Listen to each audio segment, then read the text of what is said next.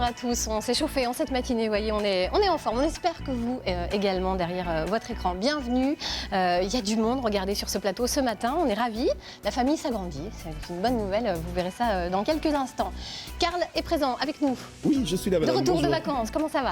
Écoutez, ça va super bien, Super. bronzé, tout beau. Ouais, je me jette 2 fleurs. mais Ouais, ça vas-y. va là, ah puis les chevilles, on peut... Non, ça va. Non, ça va, On n'est les jamais filles, si pas bien gonflées. servi que par soi-même. Exactement, si on ne jette pas soi-même des fleurs, personne ne le fera. C'est pas faux. Allez, est-ce que vous allez jeter des fleurs justement au film que vous êtes allé voir? Eh ben, Pour nous. malheureusement, la chronique cinéma va pas être très dithyrambique à propos du film Fourmi que je suis allé voir hier, ouais, malheureusement. Petit ou grand film, la réponse tout à l'heure dans l'émission. D'accord. Catherine, ça vous donne envie d'aller le voir? Bah oui, tout de suite, du coup.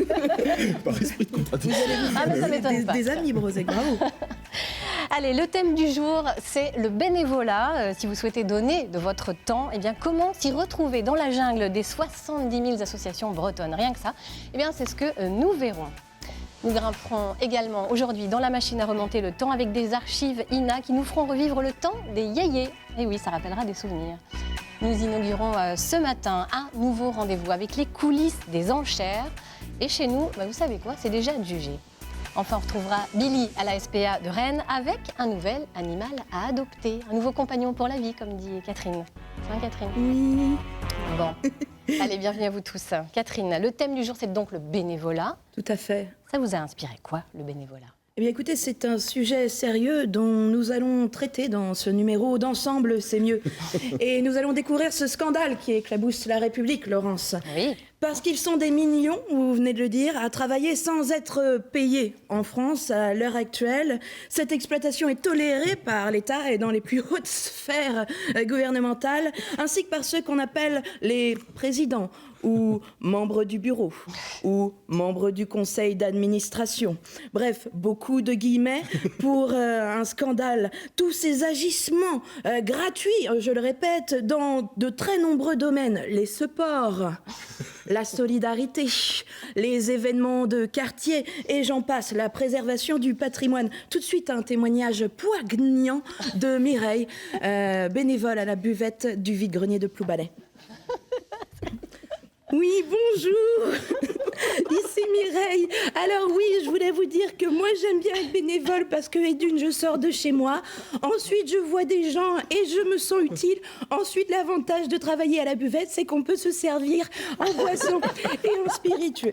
Merci Mireille, un témoignage que vous découvrirez. Oh, les effets spéciaux, ça va C'est super trop loin. beau. Attends, c'est beaucoup plus fort qu'au cinéma. Vous avez vu, ouais, je les revois tout à l'heure. Alors, association de bienfaiteurs, action en bandes organisées, est-ce une autre exaction de la mafia bretonne? Qui les arrêtera? Vous en connaissez sûrement près de chez vous. En tout cas, autant de questions. Qui sont-ils? Quels sont leurs réseaux auxquels nous répondrons, Laurence, dans cette édition? Bien entendu. Merci Catherine, vous êtes très en forme ce matin. C'est un scandale. Allez, on poursuit cette émission dans la bonne humeur, vous l'avez vu. Eh bien justement, le bénévolat. Alors on va être un peu moins truculent que Catherine, mais en chiffres, ça donne quoi? Bien, écoutons. Tu feras quoi quand tu seras grande, ma chérie? Moi, quand je serai grande, je serai bénévole. Eh bien, en voilà une bonne nouvelle, car ces gens-là sont très précieux. Du latin benevolus, qui signifie bonne volonté, un bénévole est une personne volontaire qui se rend disponible gratuitement, en dehors de son temps de travail et familial, pour s'investir dans une action au profit d'autrui. Autrement dit, un bénévole est une belle personne qui pense aux autres. Et en France, on en compte un paquet. Plus de 13 millions d'âmes charitables qui prennent de leur temps libre pour contribuer à un projet quel qu'il soit. La compta du club de foot amateur de la commune, l'organisation d'un gala de charité ou encore la distribution de repas aux plus démunis. 3 millions de personnes font ça au moins 2 heures par semaine. En équivalent temps plein, ça représente 820 000 emplois. Oui, vous pouvez le dire, ils sont indispensables. Et ce qui est formidable, c'est que c'est accessible à tous. Petits ou grands, minces ou plus costauds, pas de critères physiques ni même religieux, pas d'histoire de genre, d'origine ou d'âge. Pour se tourner vers les autres, pas même besoin d'attendre sa majorité. En revanche, si les critères de sélection n'existent pas, il faut respecter quelques principes fondamentaux pour pouvoir s'engager. Le faire sans contrainte, avoir une approche éthique et respecter la dignité humaine. Le b.a.-ba quoi. Le bénévole est libre comme l'air et peut partir quand il le souhaite. Et s'il n'a pas de statut juridique précis, il peut être dédommagé pour les frais qu'il engage dans l'association. Normal, pas de raison de payer de sa poche pour aider. Alors après tout ça, plus moyen de ne pas s'engager, non? Ben voilà, aucune raison de ne pas s'engager. Et c'est ce qu'a fait Martin Schuffnecker. Bonjour Martin. Bonjour. Vous êtes président de l'US Château-Giron Basketball. Pourquoi vous avez décidé de vous engager effectivement de cette façon-là, justement? J'ai passé 16 ans à jouer au club avant de m'engager. Et après, il est devenu petit à petit, de par les manifestations, j'ai pris part aussi aux rencontres sportives en aidant à l'arbitrage, à la table de marque, ce genre de choses. Je me suis dit que c'était le moment aussi d'aller voir un petit peu ce qui se passait dans la direction du club, on va dire.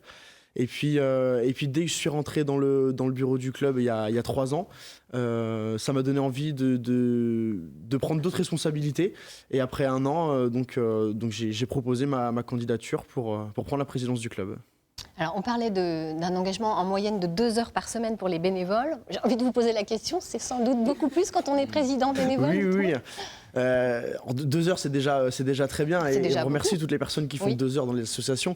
Non, moi, j'estime que j'y passe une vingtaine d'heures par semaine. Ah oui. Alors, qui n'est pas forcément linéaire, hein, bien sûr, il y a des périodes en ce moment par exemple qui sont beaucoup plus compliquées que d'autres, avec la rentrée, le début de la saison, les championnats qui vont commencer là dans 2 semaines. Mais en moyenne, c'est ce temps de travail qui peut être des fois de l'administratif, des fois sur le terrain, des fois des manifestations, très, très variées. Vous faites quoi à côté, si c'est pas indiscret? Je suis étudiant en éducation. D'accord, donc vous avez quand même du temps à consacrer justement à votre club. Et on imagine bien que c'est un engagement qui est très important pour vous. Est-ce que vous avez ressenti votre jeune âge comme un handicap quand on est président? Est-ce que ça surprend en face de voir un jeune homme arborer le titre de président? Moi, j'ai jamais ressenti comme un handicap, sinon je pense que j'y serais pas allé, mais on me l'a fait ressentir, on m'a montré des fois de la surprise. Du coup, la barbe, c'est pour vous guérir. Ouais, c'est tout à fait ça. Il faut que je puisse être crédible. Alors, je travaille avec un coprésident, on est 2 à assurer la fonction, et mon coprésident a 24 ans comme moi, et on s'est toujours dit que ça servait à rien d'essayer de démontrer qu'on avait le bon âge ou quoi que ce soit. Il fallait juste faire le travail et qu'on espérait que ça marcherait correctement. Et aujourd'hui, je pense que ça marche bien. Et notre jeune âge nous apporte alors des fois un manque d'expérience. Pour ça, on fait appel aussi à des personnes plus expérimentées qui nous aident dans le bureau. Et on a toujours été entouré de personnes plus expérimentées. Mais je pense aussi nous apporte une certaine... un petit peu de folie, un petit peu de décision qu'on ne prendrait pas forcément sinon. On se fait accompagner, quoi. Ça c'est important, c'est essentiel de se faire accompagner. Tout à fait. Oui, parce que vous gérez quand même une association de 300 licenciés quand même, oui, de salariés, donc c'est pas rien non plus, c'est pas une micro-association, quoi. Non, c'est une belle association, un beau club. On voyait les photos tout à l'heure de mes camarades, et c'est un beau groupe de personnes à faire vivre. Avec un budget de 100 000 € quand même. Ah oui, oui, c'est quand même la responsabilité au niveau de la trésorerie. Vous bénéficiez d'avantages liés à votre fonction? Par exemple, l'accès au fort de Brégançon, un jet privé, peut-être un chauffeur personnel? Non, on me donne l'accès gratuitement à la salle de basket de Château-Giron. Waouh, d'accord. Ah bah ça, attends, énorme privilège. Oui. Attends. Mais non, le principe du bénévolat, je pense, c'est justement de n'en tirer que des bénéfices humains, on va dire. Alors justement, on a envie de vous poser une question en termes de bénéfices. Est-ce que c'est quelque chose qui a un vrai plus sur un CV, selon vous? Oui, je pense. Alors moi, je suis encore dans des domaines où mon CV ne m'est aujourd'hui pas... j'utilise pas mon CV, je n'ai pas fait de recrutement qui m'ait permis de jauger ça, mais je considère en tout cas qu'ayant travaillé 2 ans dans l'industrie avant de reprendre mes études, j'ai appris quand même plus au basket que dans la vie, parce dans le monde du travail, on ne donne pas forcément des responsabilités à l'âge que j'ai aujourd'hui. Or, là, je les ai prises, on me les a confiées. Et donc oui, c'est des bénéfices surtout d'apprentissage et des compétences que j'ai acquises que je n'aurais pas, je pense, acquises ailleurs. Alors, ça permet aussi de passer à la téloche. Oui. C'est pas mal aussi. C'est pas rien. Je vais me tourner maintenant vers vous, René Mélou. Vous êtes président de France Bénévolat en Ille-et-Vilaine. Je vous laisse présenter l'association et ses missions, peut-être un peu rapidement avant d'aller plus loin. Bonjour. Alors, tout d'abord, avant d'être président, je suis bénévole, comme Martin. C'est important. Oui. C'est important de le rappeler parce que le monde associatif souffre un petit peu de présidents qui pensent d'abord à leur statut de président avant de repenser qu'ils sont des bénévoles. Donc France Bénévolat Ille-et-Vilaine est une association indépendante née en 1992 qui fait partie du grand réseau national France Bénévolat, 1000 bénévoles. Nos missions, notre vocation, en fait, c'est le développement de l'engagement associatif pour une citoyenneté active. Alors, c'est joli, hein ? Ça c'est une belle formule. Hein. Ah, ouais. C'est tout simplement pour permettre à tous et à tous les publics de pouvoir évoluer, œuvrer dans un monde à la fois de convivialité, de découverte, de solidarité. Le tout pour mieux vivre ensemble. Ensemble, c'est quand même mieux. Ça se confirme. Et puis, tout seul, on va vite, mais ensemble, on va beaucoup plus loin. Petit proverbe africain qui est toujours d'actualité. Alors, à côté de cette vocation, nous avons plusieurs missions. La première des missions, c'est la mise en relation entre des associations qui cherchent des bénévoles et des personnes qui cherchent à faire du bénévolat, mais qui ne savent pas comment s'y prendre. Alors ça peut paraître, pour Martin par exemple, ça peut paraître assez surprenant, on en a parlé tout à l'heure. Oui, si j'ai envie de faire du bénévolat, je vais me diriger vers telle association parce que je suis sensible au sport, à la jeunesse, au handicap, aux personnes âgées, etc. Sauf qu'il y a des personnes qui ne savent pas ce que c'est que le bénévolat. Ils n'ont pas vécu, ils n'ont pas grandi dans un environnement de bénévolat. Ce qui n'était pas le cas de Martin, dont les parents étaient déjà engagés dans les associations. Tout à fait. Oui, c'est eux qui m'ont poussé vers ça. Voilà. Et souvent, il y a quand même... Voilà, c'est compliqué. Et pour prendre l'exemple de Rennes, si vous voulez faire du bénévolat et que vous ne connaissez pas grand-chose, il y a 5600 associations à Rennes. C'est la jungle des associations. Qu'est-ce que je fais ? Donc France Bénévolat est là pour servir de pont entre effectivement cette demande pressante de la part d'associations sans lesquelles elles ne peuvent pas fonctionner et des personnes qui ont envie de s'engager. Ce serait dommage quand même qu'elles ne se rencontrent pas. Donc c'est pour ça qu'on existe. Nous, on rencontre les associations pour travailler ensemble sur ce qu'elles font, toutes leurs activités, parce qu'il y en a certaines qui ont beaucoup d'activités, et même à l'intérieur d'un domaine d'action sportif. Il va y avoir, c'est Mireille qui a parlé de la buvette tout à l'heure, par exemple. Voilà, il y a la buvette, il y a l'administratif, il y a la compta, il y a l'entraînement, il y a l'accompagnement des jeunes, etc. Les déplacements dans le cas de toutes les épreuves sportives. Donc, elles vont nous dire ce dont elles ont besoin pour chaque type d'activité. On va travailler sur des fiches de mission. Alors, ça peut paraître très surprenant. Pourquoi sur des fiches de mission? C'est que contrairement à il y a une dizaine d'années, encore une dizaine d'années, le bénévole a envie en fait de rentrer dans quelque chose, au moins à l'entrée, de cadré. Pourquoi on a besoin de moi? Pourquoi faire? Dans quelles conditions? Ensuite, c'est Martin, dans son association, qui va repérer que Mireille, elle est super, même en dehors de la buvette. Et en fait, qui va lui proposer, qui dire, voilà Mireille, moi je pense franchement que, par exemple, pour la compta, l'administratif, l'enregistrement des licences, etc., tu peux être précieuse pour nous. Une fois qu'on a ces éléments, on les met à la disposition du public de deux façons, soit pendant nos permanences que nous assurons à la Maison des Associations, à Rennes, ici, soit sur le site francebénévolat.org, où un candidat au bénévolat va, sur l'onglet bénévole, rechercher une mission, il va dire qu'est-ce qu'il veut, sur la base d'un minimum de 2 critères, qui vont être quoi et où. Je veux faire du sport, de l'animation, de l'accompagnement.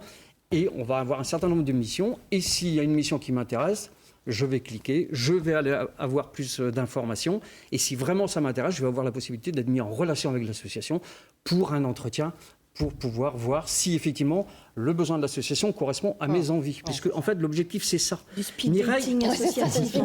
Mireille a très bien résumé tout à l'heure quand elle a dit il y avait le plaisir, le lien social. Le bénévolat, il y a un mot pour le résumer, c'est le mot plus. P comme plaisir, L comme lien social, U comme utilité, je veux être utile, et S donner du sens à ce que je fais. Wow, c'est bien vendu. Souvenez-vous simplement de cette émission, un mot, le mot plus.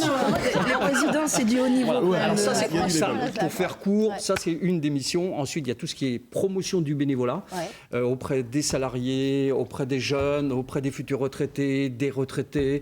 Nous faisons effectivement des formations dans le cadre de préparation à la retraite avec les caisses de retraite. Voilà, plein de choses. On a envie de vous demander, René, en fait, est-ce que le profil, par exemple, de Martin correspond à l'évolution du paysage associatif actuel? Parce qu'on a plein de clichés. Les bénévoles, on imagine, c'est les retraités. Eh bien, c'est plus vrai du tout. Alors déjà, Martin essaye de se vieillir en gardant ma barbe. Moi, depuis 2 ans, j'ai coupé la mienne. Parce que, voilà. Pour faire plus jeune, d'accord. Voilà. Non, en fait, Martin a raison. C'est pas une question d'âge, c'est une question d'envie.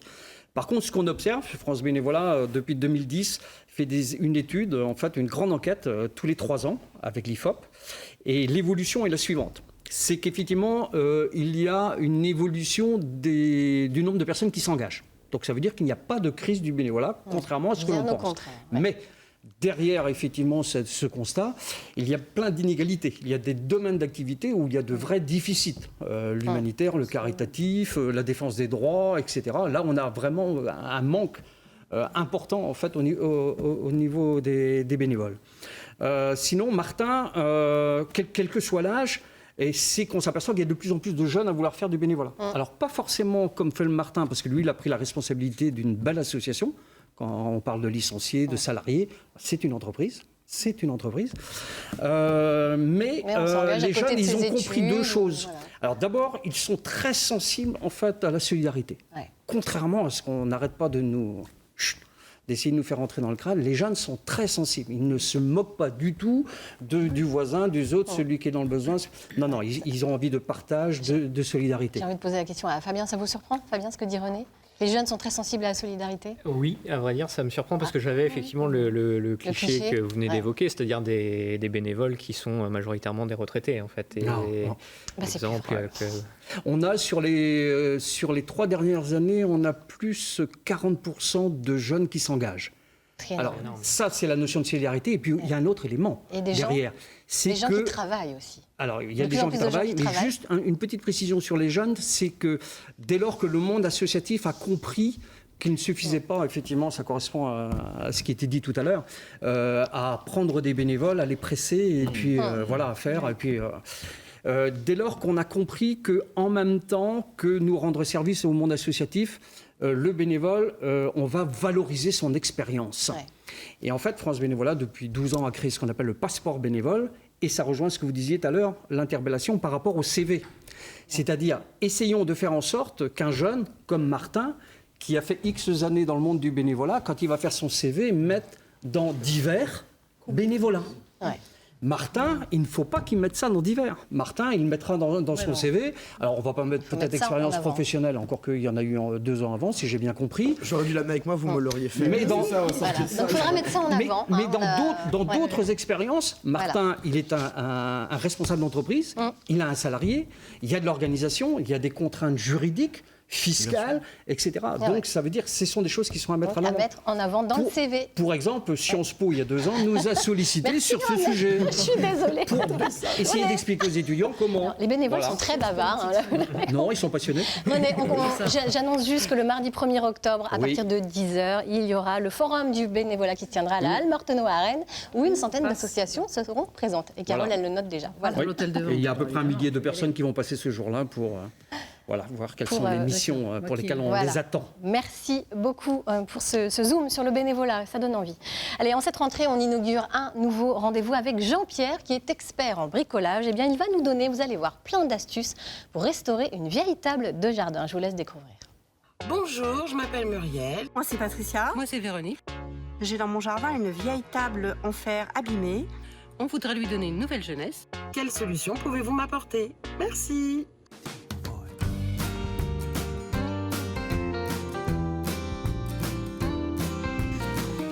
Bonjour mesdames. Bonjour. Alors vous êtes venus faire un petit peu de bricolage avec moi aujourd'hui? C'est ça. Super. Patricia, je crois que vous avez une vieille table rouillée dans votre jardin. Exactement, j'ai la table là. C'est parfait. Je vous propose de vous expliquer comment lui donner un bon coup de jeunesse. Super. Eh bien, c'est parti, allons-y. Allez, on y va. Let's go.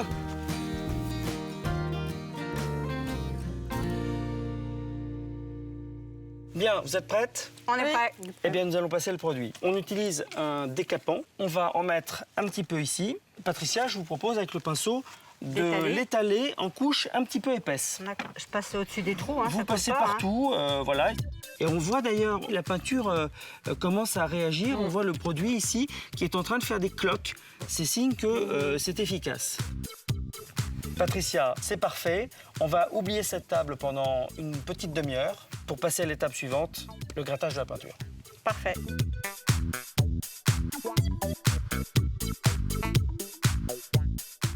On voit bien que le produit a fait son effet. La peinture part par lambeaux et elle est toute ridée. Voilà, donc c'est signe que ça fonctionne.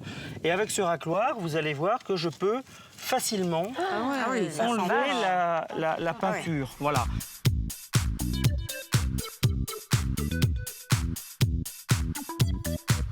Alors maintenant, dernière étape avant peinture, nous allons poncer pour rendre ce qui reste de peinture un peu rayés, micro-poreux, pour que la nouvelle peinture puisse bien adhérer. Donc je vais te donner la ponceuse. Évidemment, quand on ponce, on met un masque et des lunettes pour se protéger. Ok. Je t'en prie. Merci. Vaut mieux des petits cercles ou des grands cercles? Bah, comme ça, c'est très bien. Ok. Ok, c'est bon Muriel, c'est parfait. On a une table qui est nickel.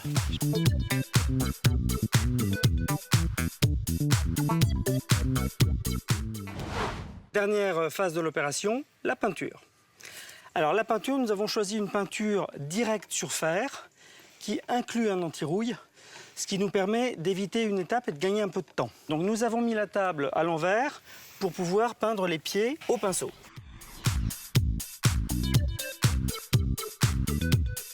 Bien, maintenant que l'intérieur et les bords sont faits, on va pouvoir la retourner. C'est parti.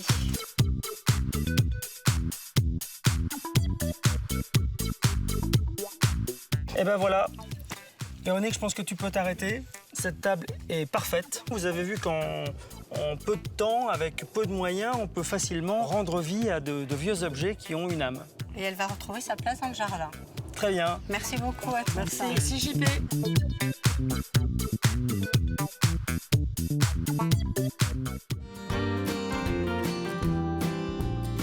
En conclusion, appliquez du décapant jusqu'à l'obtention de cloques en surface. Puis poncez de manière à éliminer tout résidu. Utilisez une peinture anti-rouille sur la totalité de votre table, en commençant par les pieds. Ben voilà, vous savez ce qu'il vous reste à faire ce week-end. Allez, on va s'intéresser en cette rentrée scolaire aux jeunes avec vous, Fabien. Aux jeunes, oui, mais pas forcément de 2019. Non, aux jeunes des années 60, de 1965 exactement, à travers un reportage réalisé à Lannion, donc les Côtes du Nord de l'époque, Côte d'Armor actuelle, bien sûr. Et vous allez le voir, les jeunes ont décidé de créer leur club ou leur maison pour tromper l'ennui, mais pas seulement. Eh ben, on regarde tout de suite.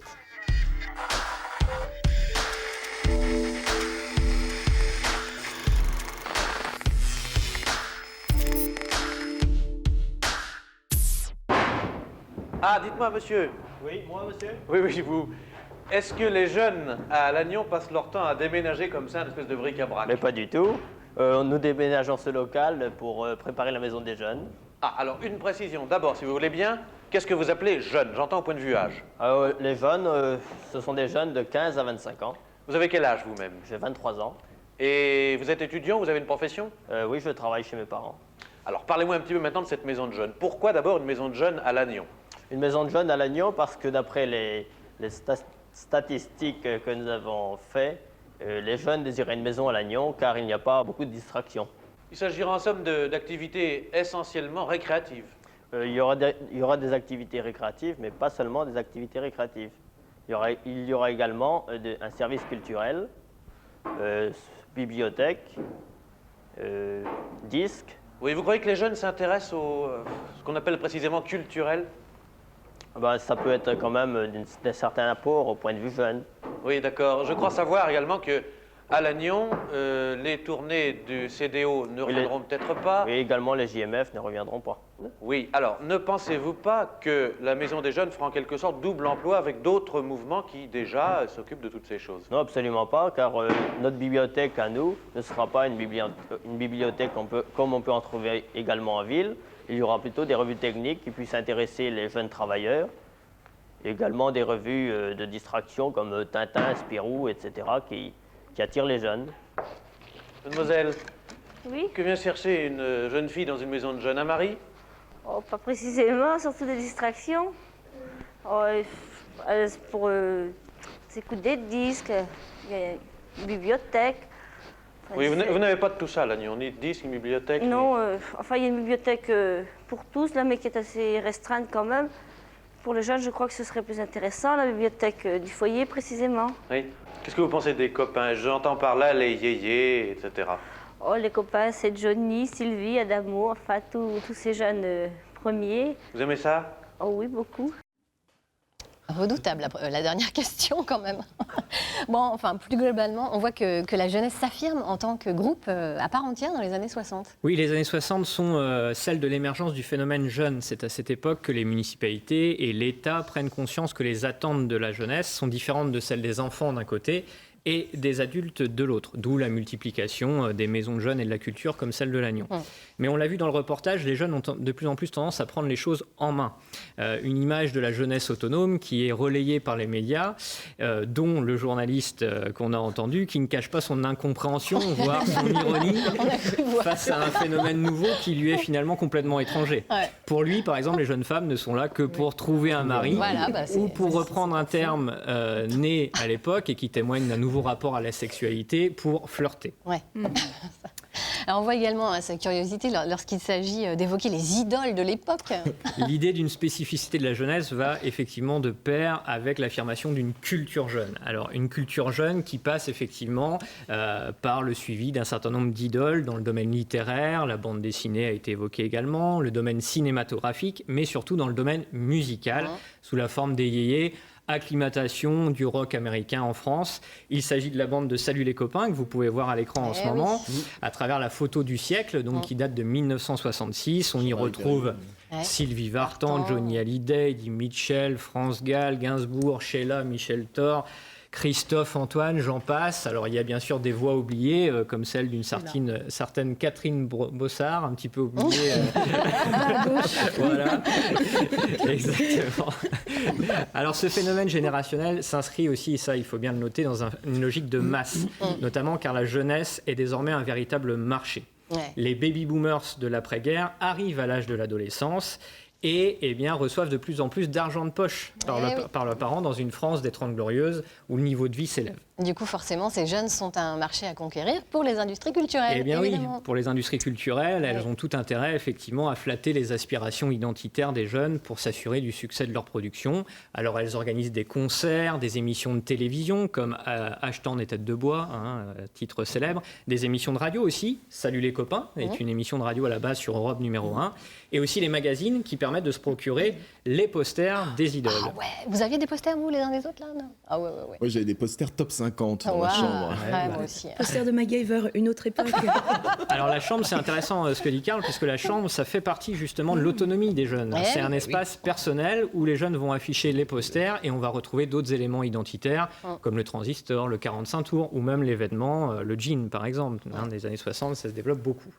Alors une dernière remarque pour finir, la municipalité de Lannion qui aide ces jeunes à fonder la maison, eh bien elle, dans son esprit, c'est aussi une maison pour fournir des jeunes travailleurs. Nous sommes dans les années 60 et beaucoup d'industries s'installent à Lannion à cette époque-là. Donc la municipalité a quelque chose derrière la tête. C'est légal. On les appâte avec de la culture et après, hop, on les garde. C'est un peu ça. Merci beaucoup, Merci Fabien. à vous.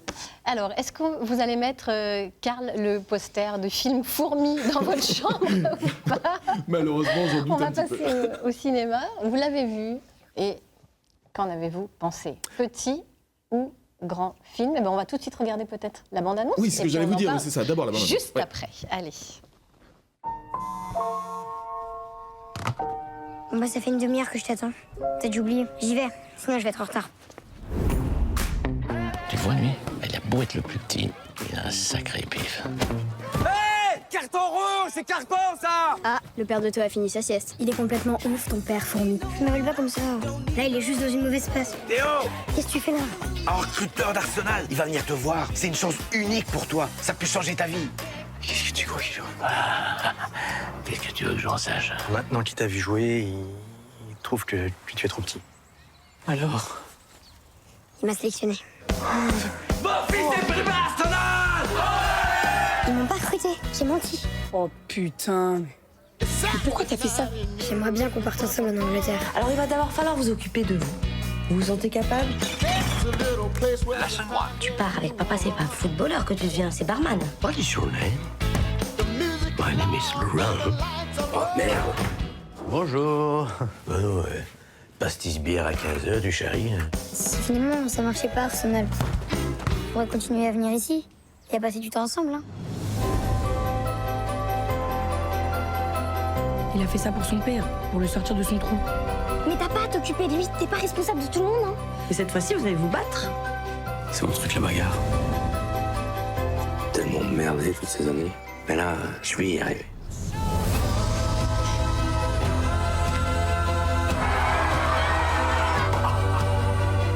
La fourmi, il n'y a pas un insecte qui a autant le sens du collectif. Tout pour la survie de l'équipe. Il va comme un grand surnom. Fourmi, un film de Julien Rappeneau qui, malheureusement, ne vous a pas convaincu, Carole. Oui, ça ne m'a pas vraiment convaincu. Je voulais juste commencer cette rubrique par un petit disclaimer, comme on dit sur les réseaux sociaux chez les Jones. Un petit avertissement. Ici, je suis là le jeudi pour vous parler de films que je vais voir le mercredi, juste le jour de leur sortie. Je suis censé avoir un petit coup de cœur, mais ça fonctionne ou ça ne fonctionne pas. Et là, effectivement, c'est le jeu, ma pauvre Lucette. Et là, effectivement, ça n'a pas fonctionné. C'est un film qui est très, très décevant, malgré la présence pourtant réjouissante, en principe, de François Damiens, André Dussolier, Laetitia Doche, etc. Non, là, ça ne fonctionne pas. C'est un film, donc, comme on l'a dit, de Julien Rappeneau. Julien Rappeneau, c'est un metteur en scène et un scénariste. Alors, Rappeneau, ça nous dit tous quelque chose. C'est le fils de Jean-Paul Rappeneau, un très grand réalisateur français qui avait réalisé Tout feu, tout flamme avec Yves Montand, qui était une comédie absolument magnifique. Cyrano de Bergerac, le film inoubliable. C'est lui également qui a mis en scène, ça y est, j'ai oublié le film, alors super, tout va bien. Le Hussard sur le toit, bien sûr, l'adaptation, qui était absolument sublime aussi. Là, on est face à un film qui a été scénarisé et réalisé par la même personne, Julien Rappeneau. Son scénario, malheureusement, ne tient pas la route avec des situations qui sont totalement téléphonées. Ça raconte l'histoire donc d'un petit garçon qui, face à un père qui est complètement déboussolé, qui a perdu son emploi, qui est tombé dans l'alcool, va essayer de lui faire croire qu'il a été sélectionné avec son club de foot, bénévolat, là aussi, pour rentrer dans l'équipe espoir de Manchester Arsenal. C'est totalement faux, mais tout le petit village du Nord est impliqué dans ce mensonge, tout le monde y croit, et puis le gamin est très vite dépassé par l'ampleur de son mensonge. C'est ça l'histoire. Sur le principe, c'est plutôt un bon pitch, mais il y a moyen de faire une comédie intéressante quand même. Exactement, avec un petit peu une comédie à l'anglaise, ces comédies un peu sociales qu'on a connues dans les années 90, The Full Monty, Les Virtuoses, ça c'était vraiment des films qui magnifiaient un petit peu ces petites gens qui essayent de s'en sortir, qui essayent de se débrouiller avec la solidarité, avec la famille. Et bien là, on est sur un film qui enchaîne des situations extrêmement caricaturales, des personnages dans lesquels on ne croit pas. Moi franchement, je suis un grand fan de François Damiens, c'est un acteur que j'adore, même quand il joue dans des films franchement pas terribles, il relève le niveau parce qu'il est très bon. François Damiens, c'est quelqu'un qui arrive à faire passer des émotions, nous faire rire, nous faire pleurer, etc. Là, il n'y arrive pas. Même André Dussolier, c'est la première fois que je le trouve mauvais au cinéma, donc c'est pour vous dire l'ampleur du truc. C'est pas possible ça. Je le trouve quand même un peu dur, bah oui. Effectivement. C'est un peu dur. La réplique pas du tout préparée. C'est un peu dur, mais malheureusement, il y a pas mal de journaux qui pensent comme moi. Le journal La Croix catholique dit que c'est une réalisation sans relief. Pour le site internet Sens Critique, les personnages sont caricaturaux et le film archi prévisible. C'est exactement ce que je pense. Pour les Inrocks, le film est un festival de clichés fait par un générateur automatique de pitch. Enfin, tout le monde est assez cruel sur ce film. N'en jetons plus. Et le jeune acteur, le petit jeune. Lui, il est pas mal. Il jouait déjà dans l'adaptation de Rémi sans famille d'Hector Malo aux côtés de Daniel Auteuil. Il tire un petit peu son épingle du jeu, mais malheureusement, c'est un petit peu le seul à surnager là-dedans. Les grandes stars à côté, finalement. Ouais, c'est ça. Les grandes stars ne jouent pas du tout leur rôle. Alors, c'est un film qui s'oublie assez vite. Malheureusement, ce qu'on pourrait en dire pour être un petit peu positif, c'est que comme il a été coproduit par deux grandes chaînes de télévision, TF1, France 2, il aura peut-être une deuxième chance à la télé pour un programme télé familial, peut-être. Toute la famille, on se met devant la télé. C'est un peu le film Popcorn qui fait plaisir. Mais malheureusement, ça va pas plus loin que ça. Je suis désolé d'être aussi cruel avec ce film, mais malheureusement, ça vaut pas trop le coup. Fabien, vous n'êtes pas sûr que même avec des popcorns, ça passe? Non, je pense que la pire critique de Karl, c'est la dernière phrase, c'est-à-dire finir sur TF1 pour des popcorns avec un programme familial. Je suis vraiment pas convaincu. Triste destinée. Bon, donc un coup de marteau pour Fourmi, c'est ça, on a bien compris. Il est là, ça y est, c'est fait. Bon. Ben voilà, donc nous, on n'a pas à juger ce film-là, non. Vous l'avez compris, on va maintenant parler des coulisses des enchères. On inaugure ce nouveau rendez-vous aujourd'hui avec vous, Carole Jézéquel. Bienvenue dans la famille. Merci de nous rejoindre. Alors, qui dit enchère dit forcément un métier emblématique, celui de commissaire-priseur que vous exercez. Dites-nous un petit peu quels sont les secrets de ce métier. Alors, je ne vais peut-être pas tout dire les secrets en 5 minutes, tous, mais ce qui est sûr, c'est que c'est un métier fabuleux parce que très large. C'est-à-dire qu'il y a 2 casquettes chez le commissaire-priseur. J'en ai apporté aucune aujourd'hui. La première casquette, c'est le côté judiciaire, c'est-à-dire que le commissaire-priseur est amené à inventorier et vendre aux enchères publiques les actifs des entreprises en difficulté à la requête du tribunal de commerce. Ou alors, parfois, des personnes qui sont en difficulté, qui sont sous mandat judiciaire, les curatelles, les tutelles, nous effectuons l'inventaire des biens pour protéger les biens, pour éviter évidemment ce qui peut se passer autour de mauvais. Et ensuite, il y a le commissaire-priseur volontaire. Là, c'est la partie commerciale, c'est-à-dire que qui peut nous appeler un collectionneur, un particulier ou quelqu'un qui vient d'hériter, qui ne sait pas ce qu'il a chez lui, donc il va nous demander une expertise. Alors, qu'est-ce que l'expertise ? C'est un grand mot, c'est vrai, mais c'est beaucoup de tâches différentes.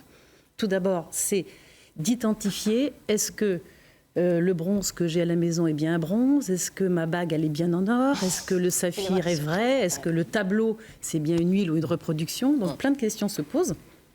Donc les qualités matérielles finalement de l'objet, mais après les origines culturelles, définir l'attribution, d'où vient cet objet, de quel artiste est-il, et aussi surtout la datation. Ensuite, cela permet de définir l'authenticité, parce que c'est ça que recherchent les gens, est-ce que cet objet est authentique ? Qui dit authentique dit garantie, parce que c'est ça aussi qu'aujourd'hui on veut savoir, est-ce que l'objet que j'achète, il est bien de cette matière, de cette date ? Et ensuite, ce qui intéresse le plus souvent, la plupart des personnes qui viennent nous voir, quel est le prix, l'estimation, combien vaut-il ? Je viens de le découvrir, je viens de le chiner, je viens d'en hériter. Donc l'estimation, c'est tout un cumul de critères. Oui, on en reparle. Donc en fonction évidemment de la mode, en fonction de l'état de l'objet, de ses qualités, des tendances, de sa rareté, de sa signature, de son état, en fonction de tout ça, nous étudions les adjudications qui ont déjà eu lieu, avec des bases de données que nous avons, qui sont les bases de données des commissaires-priseurs, et on définit le prix. Et ensuite, si le prix est attractif, en général, le vendeur dit « Eh bien, je vous le confie à la vente ».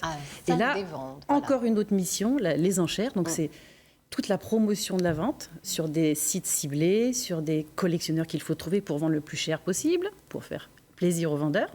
Et ensuite, c'est l'animation de la vente. Alors ça, c'est un vrai show, il faut quand même le dire. Un show, l'objet d'art, c'est lui l'artiste, enfin, c'est lui la star, c'est pas moi. Moi, je ne suis que le vecteur pour ici.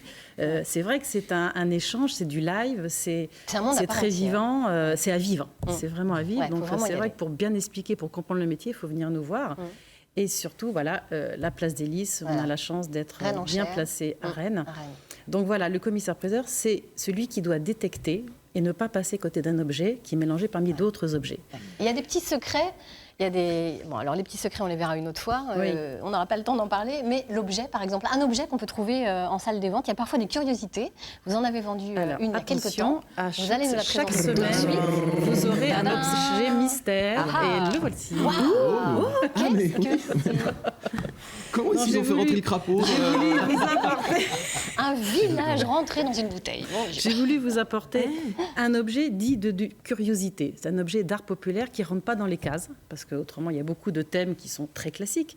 Mais c'est des objets qu'on ne voit pas tous les jours, donc qui est dans une bouteille. Alors, vous connaissez tous les bateaux en bouteille. Bien sûr, oui. Donc, c'est les navi-botellistes. J'ai du mal à retenir. Donc, c'est très compliqué, beaucoup de dextérité, beaucoup de temps.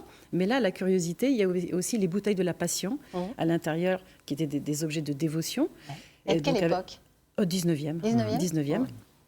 Donc, alors, il y a des curiosités, c'est-à-dire ici, parfois, on pouvait tricher en coupant la bouteille, en mettant l'objet comme ça. Mais là, c'est hyper compliqué, je ne vais pas vous expliquer. Mais ici, c'est l'imagination de cet artisan qui en a fait presque un objet d'art aujourd'hui, c'est-à-dire d'imaginer, en fait, un village, regardez, imaginaire, en bois, avec quelques petits repères pour nous, c'est-à-dire des petits drapeaux qui peuvent correspondre soit au drapeau que vous voyez ici de l'Angleterre, la croix de Saint-Georges, ou alors peut-être le drapeau de Gênes. Donc l'objet garde parfois son mystère, on ne peut pas tout savoir, surtout sur un objet unique. Mais ce qui est émouvant, c'est l'originalité de cet objet, qui a été vendu il y a quelques mois. La prochaine fois, j'apporterai dans les 300 €. 300 €, donc c'est quand même raisonnable pour un objet unique, assez rare. Voilà un petit peu la magie des enchères, de trouver des objets qui sortent de l'ordinaire aussi. C'est ça qui est fabuleux. Et puis, vous allez organiser très bientôt des journées d'estimation gratuites. C'est important de le dire. Donc, alors moi, je fais aussi du bénévolat, je tiens à le dire. Non, mais en partie. C'est-à-dire, nous estimons gratuitement, oralement, il n'y a pas de papier pour ça, donc tous les jours finalement, par mail, sur photo, mais on organise comme un forum portes ouvertes, place des Lys tous les ans, avec 15 experts donc dans chaque spécialité. C'est-à-dire, il va y avoir des spécialistes des bâtons en bouteille, il va y avoir les spécialistes d'orfèvrerie, donc tout domaine confondu, 15 experts, parce que le commissaire-priseur, c'est un généraliste. On ne peut pas tout connaître, on doit détecter l'intérêt de l'objet. Mais après, je ne suis pas toute seule, et heureusement, puisque nous vendons près de 10 000 objets par an. Donc autour de nous, des experts, des spécialistes qui vont accueillir, parce que ce n'est pas toujours évident d'aller voir le commissaire-priseur. Il y a toujours une appréhension. Est-ce que je vais oser amener cet objet? Est-ce qu'il a vraiment de l'intérêt pour eux? Mais au contraire, donc là, c'est portes ouvertes. Venez nous voir, et ça se passera à Dinard pour la deuxième fois, à la Thalassa donc de Dinard, et ensuite à l'hôtel des ventes classique. Voilà, donc le jeudi 19 septembre à Dinard, et puis le vendredi 20 septembre à l'hôtel des ventes de Place des Lys. Voilà, et il y a des choses qui n'ont pas de prix, Laurence. Oui. Comme par exemple l'amitié qu'on peut avoir avec un petit animal. Ah bah ça, je suis bien d'accord. Et là, c'est Billy. Mais c'est des années de boulot. Oui. C'est Billy qui va nous le montrer. Il est à la SPA de Rennes. Allez, tout de suite, Billy. Bonjour, alors ce matin, on a cette petite boule de poil. Comment il s'appelle? Harrington. Harrington. J'ai du mal avec son petit Oh là nom. là, alors, Harrington, attention, voilà, doucement mon petit lapin d'amour. Donc ça, c'est un petit chiot. C'est un petit chiot, donc bon, c'est vrai que c'est pas un chien qui aura du mal à trouver preneur, hein, c'est évident, il a 2 mois. Ouais. Mais ça me tenait à cœur aussi de montrer que voilà, on avait souvent des chiots, des chatons, et que du coup, c'est pas pour rien qu'on parle de stérilisation. C'est justement pour éviter ce genre de petites choses qui arrivent chez nous déjà tout perdu. C'est un petit chien qui est arrivé de fourrière. Et puis on n'assume plus après une fois que les bébés sont là, quoi. Exactement, exactement. Donc la meilleure solution, c'est la stérilisation. Et oui, comme pour les petits chats d'ailleurs. Mais surtout cet été, ça a été très compliqué au niveau des chatons. Donc voilà, puis là on a des chiots aussi qui arrivent maintenant de la fourrière. Donc c'est vraiment une façon aussi de dire qu'on en a marre et qu'il faut qu'on avance en tout cas là-dessus pour eux. Hein. C'est vraiment pour leur bien-être. Pour les petits loups, parce que quand on a un petit chien, on est content de l'avoir, mais après, s'ils font des petits, c'est toujours compliqué à replacer. C'est ça, exactement. Bon, écoutez, Harrington, je crois qu'il n'y a pas trop besoin de vous parler trop longtemps de vous, parce que ce petit bonhomme, il est tout jeune, du coup. Il y a tout à apprendre, la solitude, la propreté, l'éducation. Voilà, c'est un engagement, c'est une responsabilité, on ne le dira jamais assez. Une adoption doit être responsable et voilà, pour éviter tout simplement qu'il retourne chez nous d'ici quelques années. Quoi. Voilà, et on fait de la stérilisation et comme ça on aime son petit loulou jusqu'à la fin. Exactement. Allez, Harrington, bonne journée. Ouais, oui, mon petit chat. À demain. Ouais, à demain. Bon, je crois que c'est Billy qui va l'adopter, là, c'est clair. En tout cas, ça va se battre pour l'adopter, ce petit loulou. Allez, merci beaucoup. C'est fini pour aujourd'hui. Merci à tous d'avoir été avec nous. Et oui, déjà, je suis désolée. On se retrouve demain à 10h45. On parlera entre autres de méditation, de voyage solidaire et de cuisine. Voilà pour le menu qui vous attend. Et puis sinon, vous retrouvez tout de suite le journal de l'Outre-mer à 11h50. Ce sera votre série Itinéraire Bretagne. Une série qui fait rêver sur les plages du Finistère. Hélène Villaverde et Fabrice Leroy se sont rendus aujourd'hui à Brest. Et puis à suivre votre journal régional. Très belle journée, Kenavo. Au revoir.